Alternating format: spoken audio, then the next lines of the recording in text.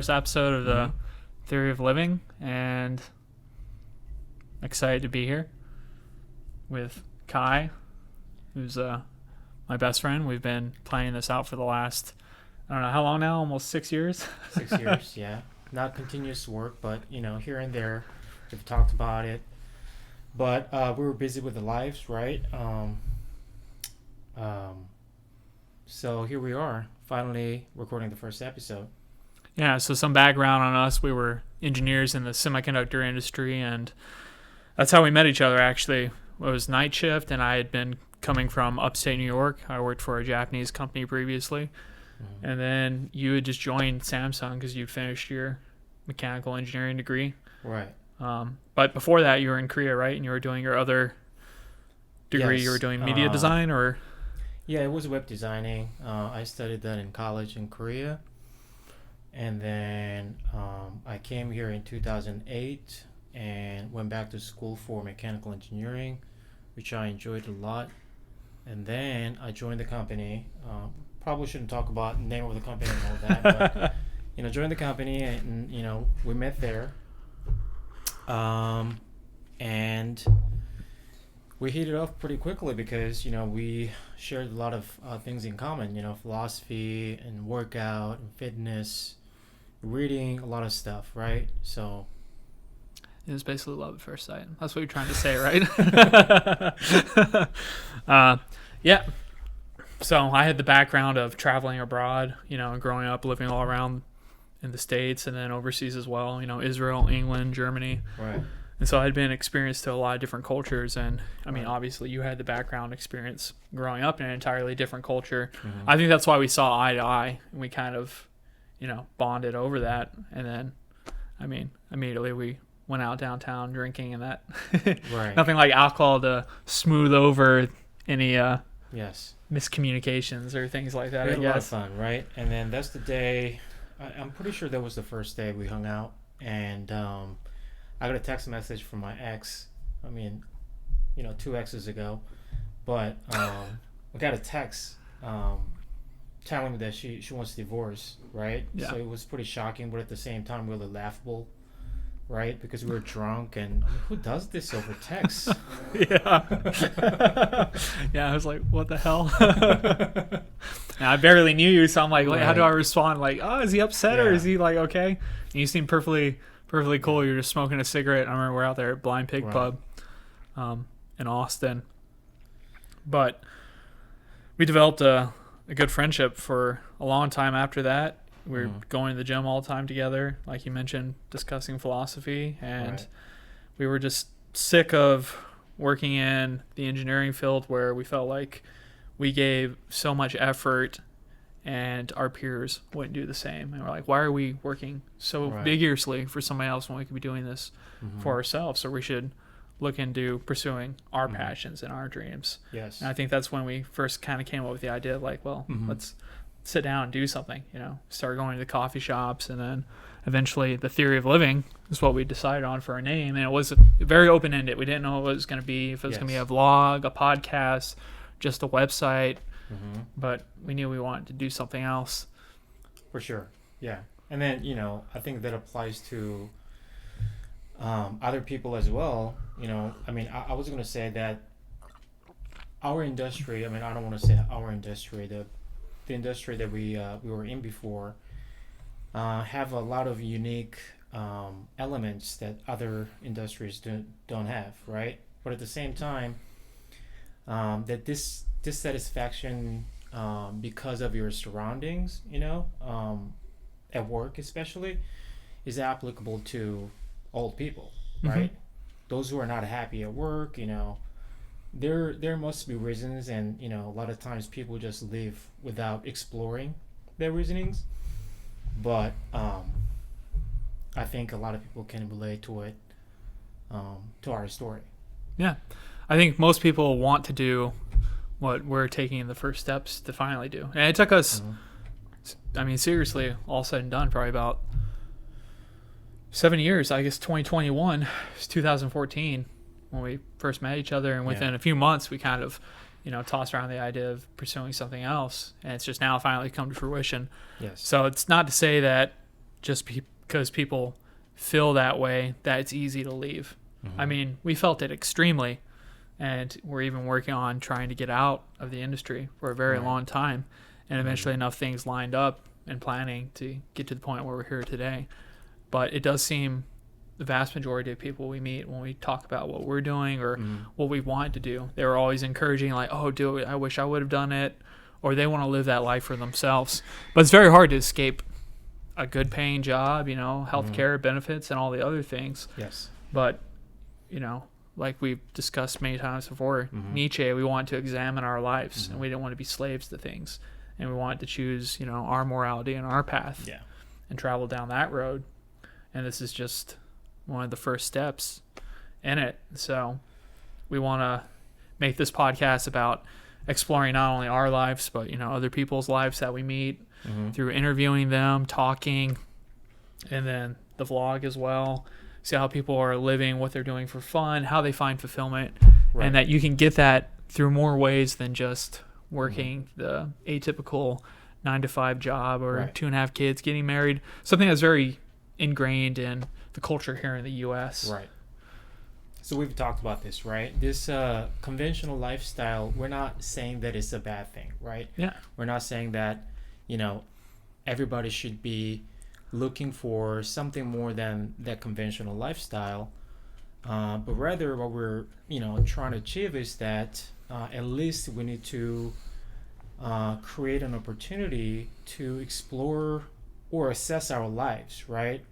Assess our lives, and then to make it better, right? But without actually looking into it in detail, it's almost impossible to achieve that. And we understand it's painful. It could be very painful, right? Because, I don't know, everybody feels comfortable where they are if they choose to, right? Yeah. But to have the realization of, like brutal realization of where you are, could be a very, you know, necessary step to move forward.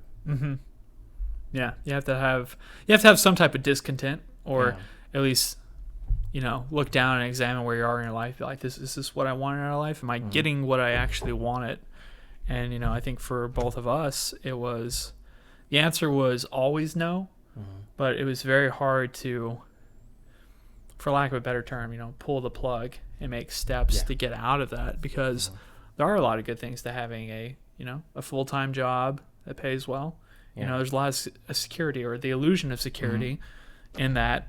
And we're in, even though we have the age difference of 10 years, I feel like we're in a very similar spot in our lives. Say that, though. Yeah, nobody will believe it, but he's 40 and I'm 30.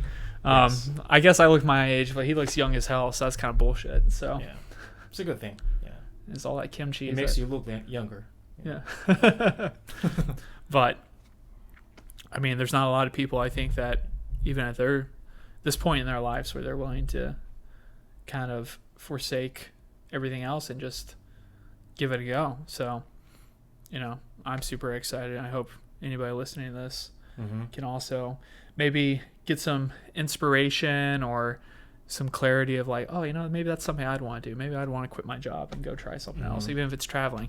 Not that you need a vlog or write a podcast or do anything about that, but it can enrich your life. You know, I think the large purpose of us doing this and sharing it with other people, you know, not only do we want to be successful, but first and foremost, we want to show you can find fulfillment in your life through different ways. We're just so used to looking at life through a cultural bias and a historical bias that may be misserving us or misrepresenting what actually reality in life has to offer. And so I think these are just the initial steps into making things better. Yeah, for sure.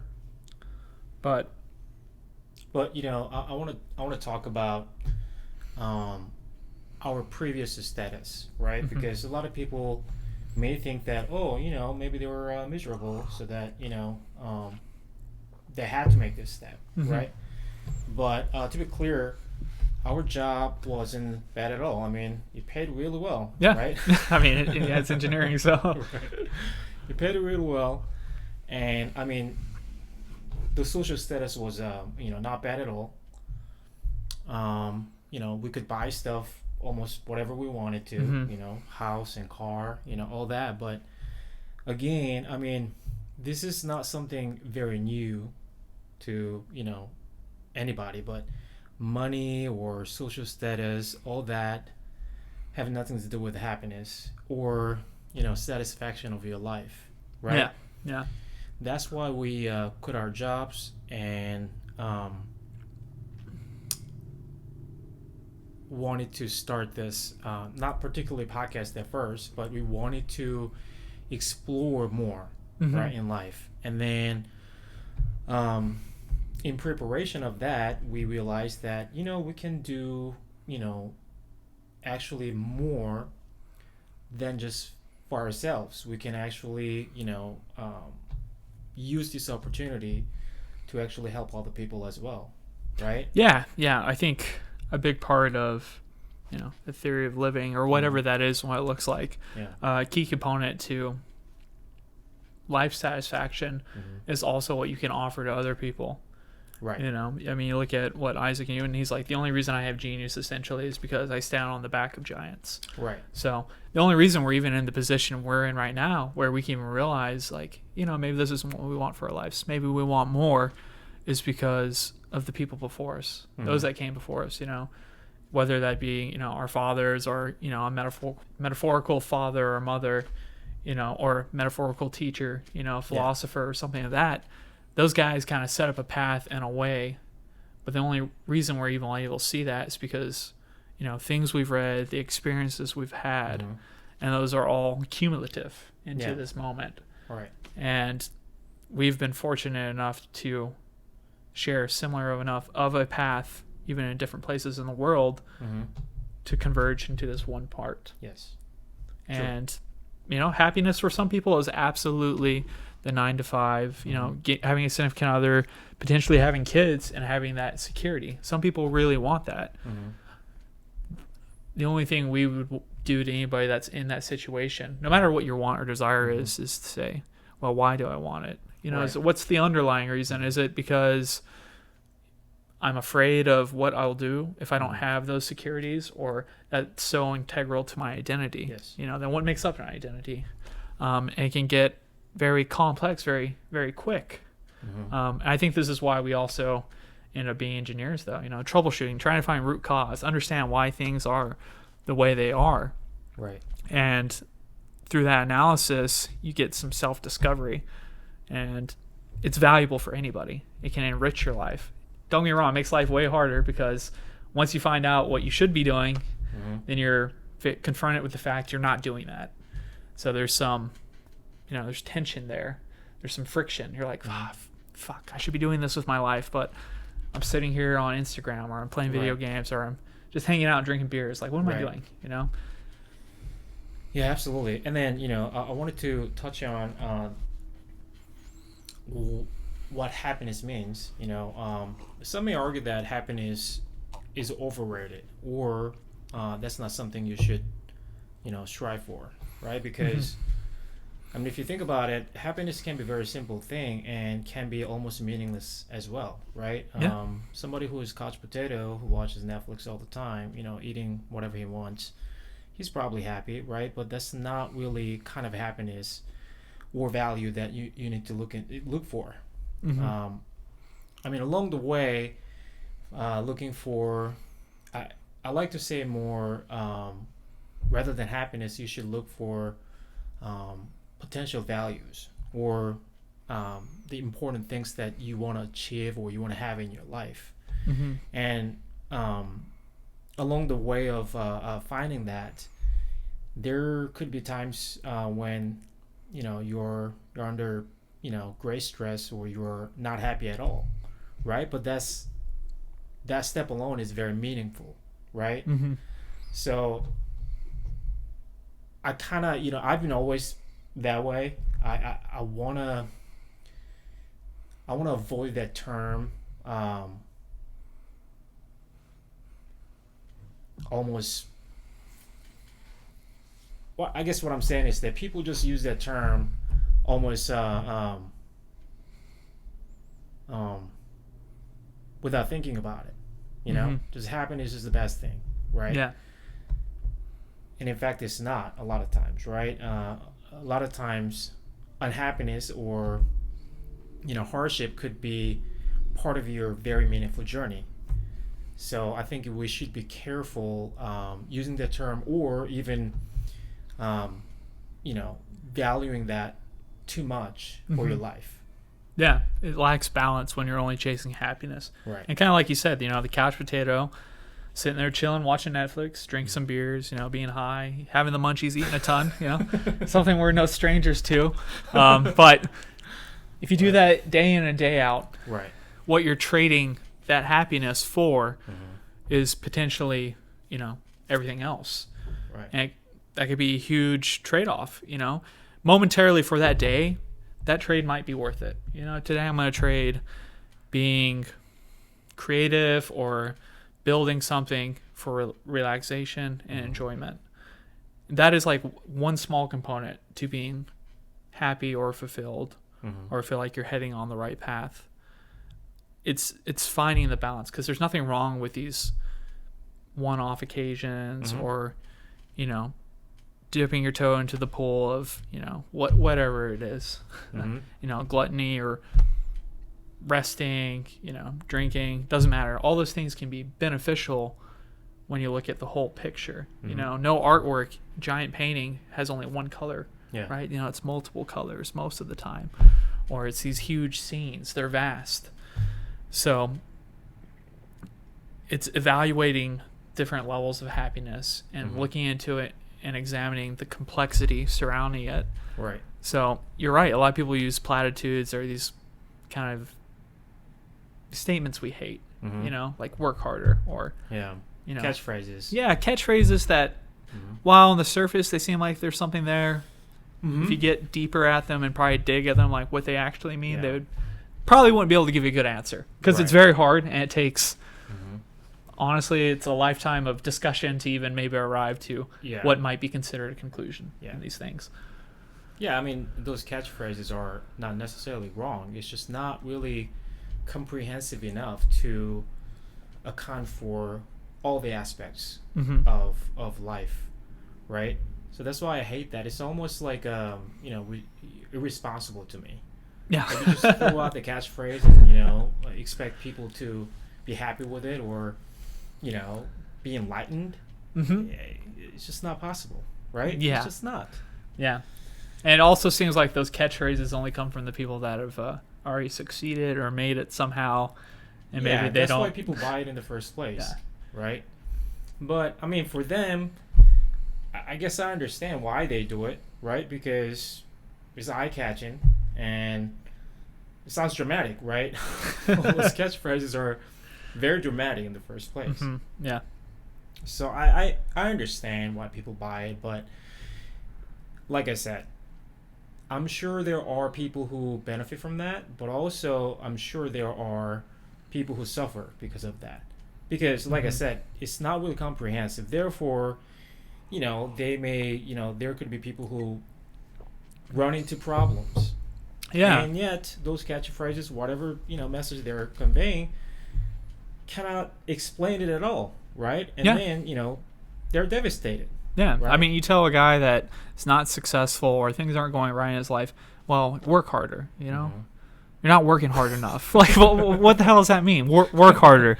Like, there's the guy or the girl busting her ass day in and day out, and is not seeing, like, the benefits, not seeing the rewards, and it's like, well, if this is a me thing, then I'm doing what this person who's successful is telling me. I'm working as hard as I can, and then it can come back on them. They feel insecure or self-conscious. They could even be depressed from that type of thing because it lacks the depth.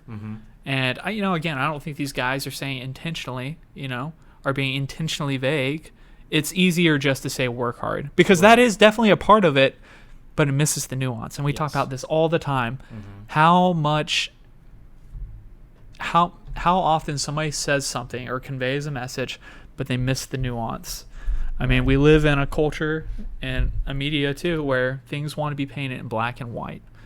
There's no gray, there's no in between. Yet everything in life appears to have some type of nuance to it. Right.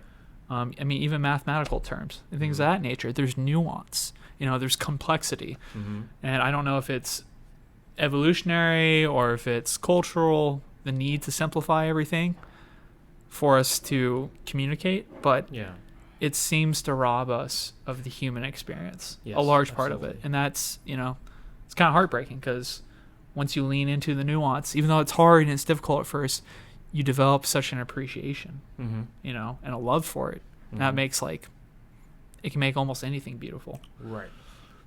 And that's what, make things more lasting, right? Otherwise, I don't want to say shallow, but values could be shallow, right?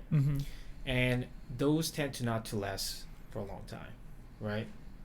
Again, going back to the same thing, if that's the case, then you're being in a state of struggle again, right? Yeah. I mean, struggle is not a bad thing in life, right? Sometimes it's necessary. Sometimes, well, even if it's not necessary, sometimes it could be very valuable experience, because that's where, you're given with the two choices. Either you stay where you are or progress, right? Make progression. So I think it's important to understand that what we're talking about exactly, I forgot. But you know what I mean, right?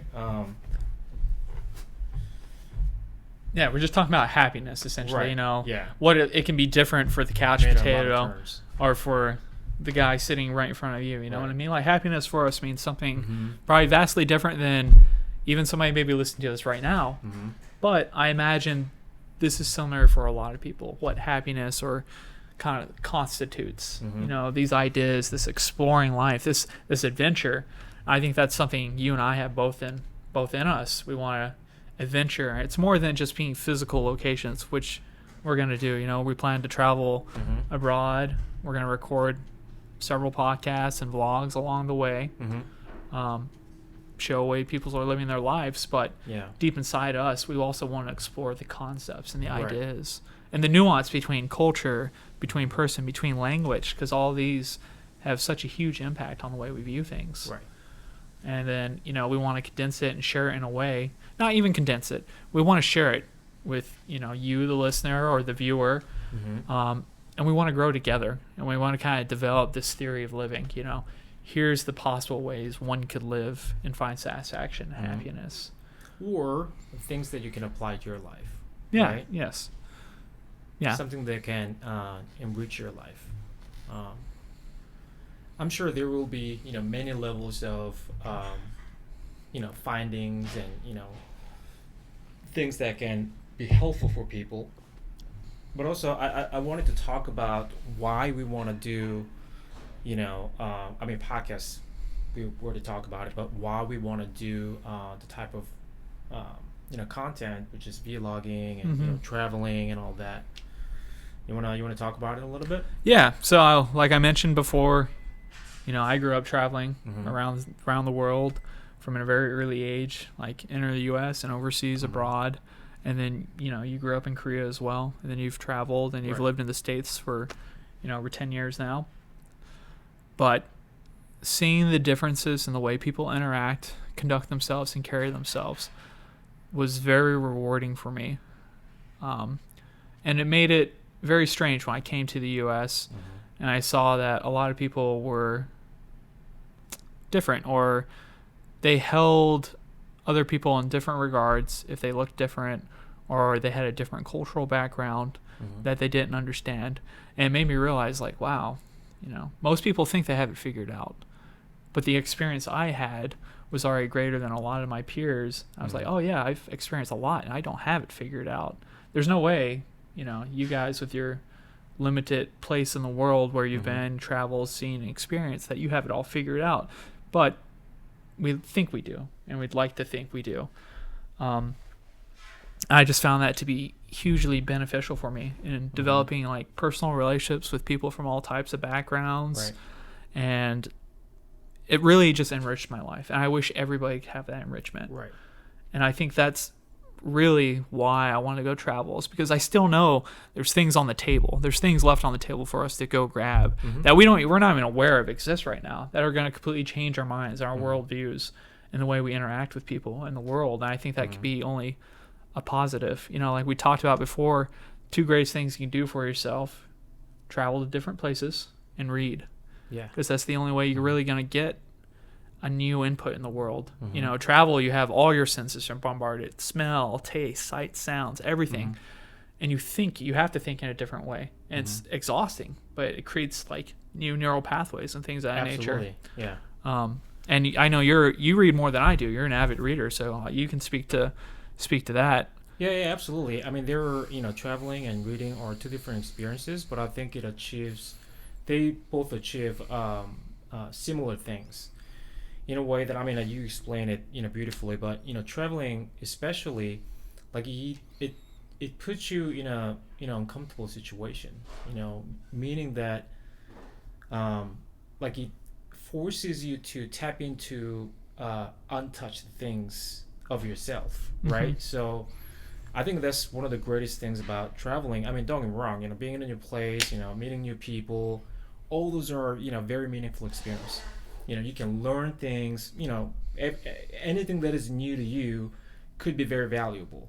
But also, like, just internally, like, you're put into this uncomfortable situation where you have to bring out these new things about you. Yeah. That's like, equivalent to learning yourself, right? Yeah. Therefore, making yourself better, and that's why I think traveling is a very important experience. And then I mean, obviously not everybody can afford to do it often, but as much as you can, right? Yeah, I mean, there's definitely easier ways to travel too. I know that's the cool thing. There's so much out there. There's Lonely Planet, Nomadic Mat. There's all these other alternatives to travel cheaply if you want to, and it's within the means of anybody. For the most part, it might take longer time to save up and prepare, but it's also in the in the same, or not retrospect, but the same side of the coin is you have the anticipation, the excitement building up for something that could, potentially totally change your life, right, in a completely different way. You might live abroad, you might move somewhere, learn another language. It might change everything about you. But also, again, that's the great thing about reading. Books are cheap. You can find almost anything for free to read. And you can spend the rest of your life reading, and you won't read it all. Literally, won't be able to read it all. Especially these days, right? I mean, there have been always this distracting media. I don't know, 100 years ago. When did TV come out? 1920s? It's sometime in the 1900s. Like I'm that, not familiar with it. But anyway, there have been this distracting media always, right? I mean, today it is phone, right?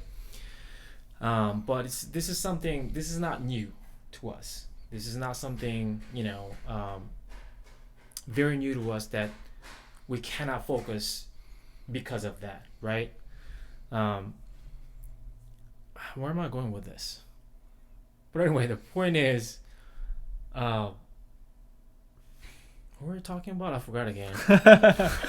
We're talking about traveling and reading. Episode. Okay. Yeah, where I was going with that. Well, you were saying reading, right? There's so much you can choose to read from. Oh, yeah. I was going to say that, a lot of people don't read because of a lot of distractions today, right? I guess it is only accumulating, right? Because, like I said, 56 years ago, before the phone and the internet, it was TV, right? It was, dance parties, whatever. But now, dance parties. I'm gonna go to the dance party instead of read this book. On top of all that, they still exist, but you have phone, you have, tablets, you have Netflix, you know. So I guess the level of distraction only goes up. So I haven't really looked at any stats, but I'm pretty sure the phone and the social media are big contributors to reducing reading time. Yeah, right? no, absolutely. I mean, it's got to be. It's an easier stimuli to absorb when you're watching TV or you're going to be reading these small posts, assigned to, I think Twitter is like 160 characters and Instagram's maybe a little more, but they're all very small condensed versions of information, tidbits. And whether we realize it or not, we start building our worldview and the way we process the world based off that information as well, which is, potentially can be a good thing. I'm not going to say it's always a bad thing, but if you don't also explore the other side, maybe the curtain's being pulled over you. Maybe there's some smoke and mirrors going on. Maybe that's not what the real world actually looks like. Right. Especially if you want to get into political or racial issues or these hot topic issues that, again, as I mentioned before, people want to make black and white, and the media wants to make it even more, binary, 0 and 1. And if you just step out there in the real world, you might see like, oh man, nobody really cares about these issues that they make them seem so important. Right. Maybe there's not a ton of people getting censored in my everyday life, or maybe most people don't care if I'm gay, straight, bi, or whatever. When you start interfacing with people and having those conversations, you can get to the heart of the matter. And that's one of the coolest things about traveling as well. I mean, you've had this experience. You can't communicate with a person really, but you understand each other. You can still have a great time. You can still go out, enjoy each other's company, and you still feel care and compassion for that person. And that's, if you've never had that experience, it's one of the coolest ones. You realize like language is not confined to our words. Or even like body language necessarily. It's so complex, like human interaction and relationship. And the more you seek out these things, especially people that don't share your worldviews or your background, the more you get to work that muscle, so to speak. Kind of that heart, like the heart of perceiving and perception and understanding of the world. And it's it's exciting. It's fun. It's fun stuff. That like personal experience, like in person, makes you more genuine, right? I mean, if you were to do the same thing with someone in Italy right now, like just chatting, right? It's kind of hard to be genuine. But when you interact with that person in person, like you become just automatically more genuine, right? That's why absolutely. I think that experience becomes so much better. Because it really calls to forth too the things that you already have, kind of like programmed in you, like your habits and the way you respond to things. They're almost immediate. Whereas a text or something, you're like, oh, let me reply. I want to sound a certain way. You're trying to like make people perceive you in a certain way, which is maybe not real. And maybe it is, but I think for most people, when they're texting or they're going through those things, they're not really putting on who they are necessarily, but who they would like to be, who they want to be perceived as. And like this for example, this is a conversation. We don't have a script. We don't have anything in front of us. This is all just we're interacting with each other. That's why there's pauses. There's hiccups. We say the wrong word. Say like this is all new for us, and it's exciting also, though. This is we're not relationship really experienced in this. Correct. Yeah. I gotta say, we're not wrapping up or anything, but this is our first episode.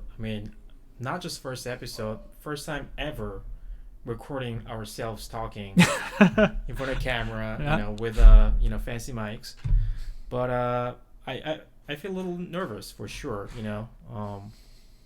but at least we can talk genuinely, right? Yeah, it's very candid. So if you hate us, it's only gonna get worse from here, is what we're saying,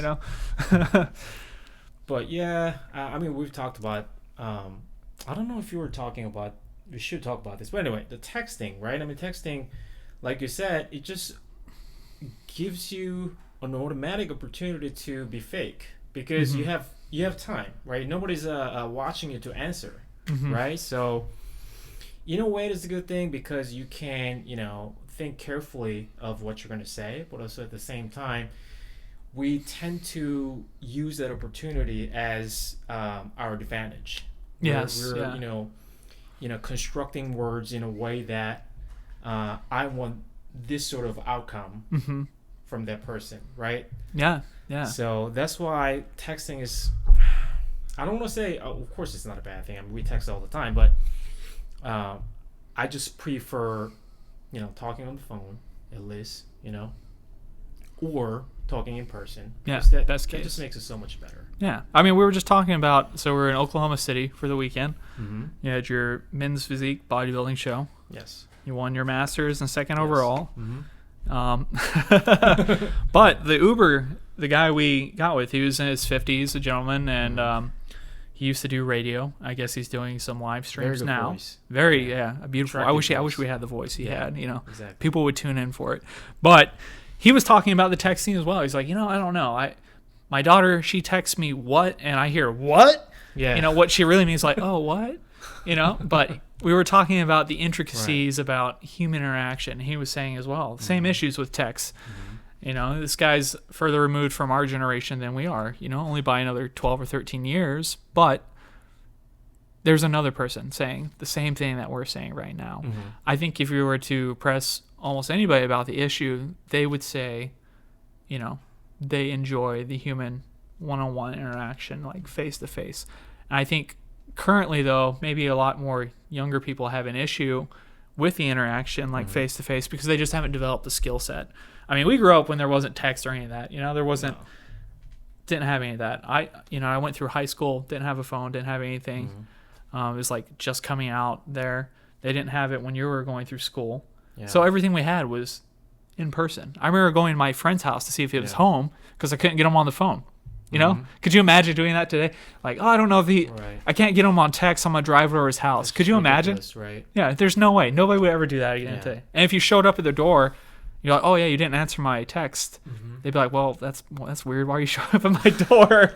Like you're the weirdo. Yeah, exactly. But it used to be totally normal before. Right. So I think a lot of younger people maybe just don't have that muscle built yet where this is normal. It's fine. You can say the wrong thing. I think also a lot of people are worried about being canceled or whatever because you hear about it in the media, like, oh, that person said something that was perceived as racist or is racist or whatever hot topic issue. Readily judged. Yeah, right? and they miss the nuance. Like, we've said fucked up things to each other to get a joke, to get a laugh or something, with no ill will. But if we put that into a text message or something, then it could be perceived in totally a different, wrong way. Right. Yeah.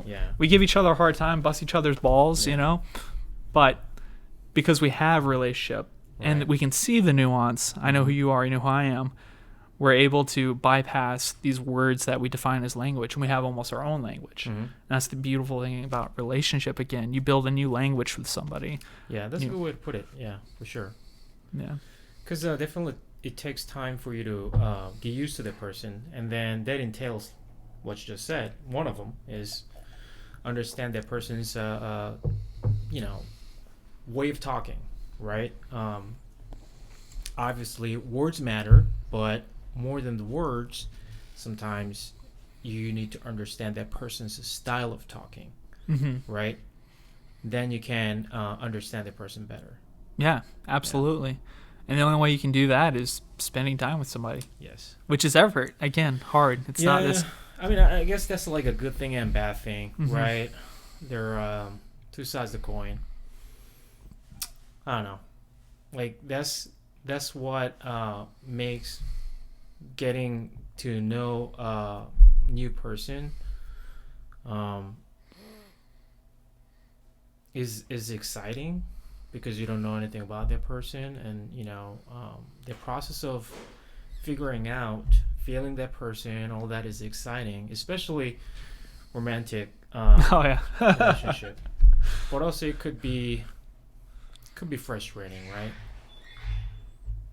No, absolutely. Have you felt that, like, frustrated? Yeah. Oh yeah, man, definitely.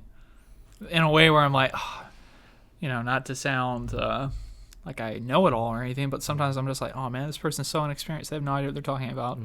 But also you have to come from a place of empathy, understanding like, oh, they just haven't had the same experiences. Doesn't mean mine are better. They're just different. And that's, that's fine. And also realizing, for me, I realize I don't have to be friends with everybody. I don't have to hit it off with everybody. Yeah. Be genuine, be cordial, be polite with everybody you meet. But your friends, you shouldn't have to work to choose or to make. You know what I mean? You should kind of hit it off like, oh, we're we're on kind of the same wavelength. Like we have things we agree on. So it feels less like work to maintain those relationships. Yes. If it feels like work, then maybe there's some incompatibility there. After enough time. Yeah, right? After enough time has passed, you know who your friends are, and that's okay. It's good. I'd rather have high quality people in my life in the regards to we're more compatible than people that, we have to just tolerate each other. I think those people can be important as colleagues or mentors or other roles, but as far as friendships are concerned, I think getting on with the people that you get on with is very important to have too, because there's some like comfort there, and your identity is also part of your friends and those you associate with. Oh yeah, it's a huge part. So choosing the right friends is definitely important, and it's okay not to get along with everybody. Just be polite, Yeah,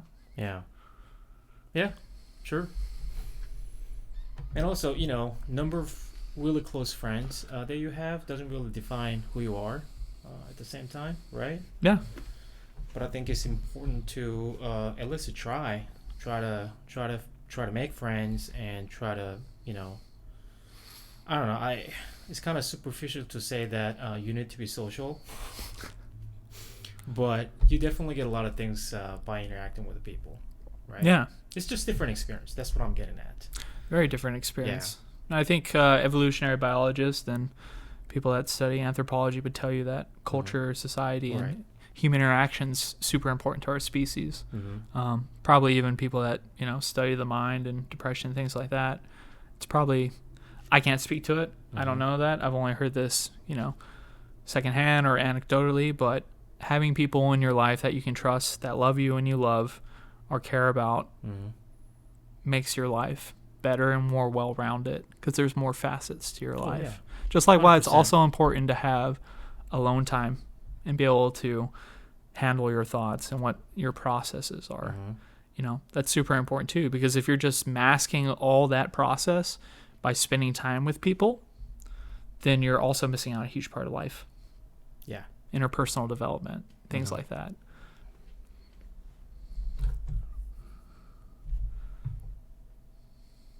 Oh, still recording. There we go. Yeah. It is. We typed out a couple things here that we make sure we want to get to. Let's see here. What are they? So our future plans. We sort of touched on that a little bit, but we talked about the importance of and values of traveling. But that's why we actually are planning. For our first trip. Should we tell them where we're going? What's that? Should we tell them where we're going? Yeah, of course. Yeah, so we'll go to Thailand to start. There's various destinations in Thailand, from beachfronts, the jungles, the mountainous areas. Bangkok, Chiang Mai, Koh Phi Phi, Koh Tao. There's a whole bunch of different places we can go. Kai's never been before. I've only gone once. First time. For only a couple weeks, so... And at the time that I went, I had quit my job and I wanted to backpack, but made some poor choices and had to come back. We'll get into that sometime down the road. Definitely we will. Yeah. But we're excited to go out there and really experience, a different culture. The people are very, very kind from all my experiences, and the beauty's unparalleled. Yeah. That alone, right? That alone is enough reason for us to go there. Absolutely. So we are not limiting our visiting time there, because we want to force ourselves to be as normal as possible in that new area, right? New environment. And obviously we're gonna experience things that we like. For you, it is climbing. For us, we haven't talked about this the first time, right? This it's first time. Anyway, we train in a lot of different things. I do Muay Thai. I've been doing Muay Thai for some time, and he's been climbing for how many years now? It's I think 2015 or 2016, so many years. Yeah, 6 or 7 years almost now. Yeah. So Thailand has a lot of beautiful places to climb. Yeah. Right. and obviously Muay Thai. We're gonna. I mean, experience that's where that too. developed. So, yeah, and we're gonna film all that. I don't know if you're gonna do a YouTube channel yet. I mean, we have a YouTube channel. We have a YouTube tied right now, but Yes. I mean, as far This is as for mainly podcasts, right? mainly it'll be podcasts and the vlogging stuff. But we're gonna record some of these travels, and would love to hear from you guys what you'd like to see, what your interests are in Thailand, or Right. you know, some things we could help explore for you if you're not there in person, or if you are there in person. You know, let's get together, plan something, have a coffee, have some beer, and That's great. Yeah. you know, go enjoy it and just discuss some ideas. That's one facet of the podcast /vlog/ the theory of living. And then getting into the next thing here.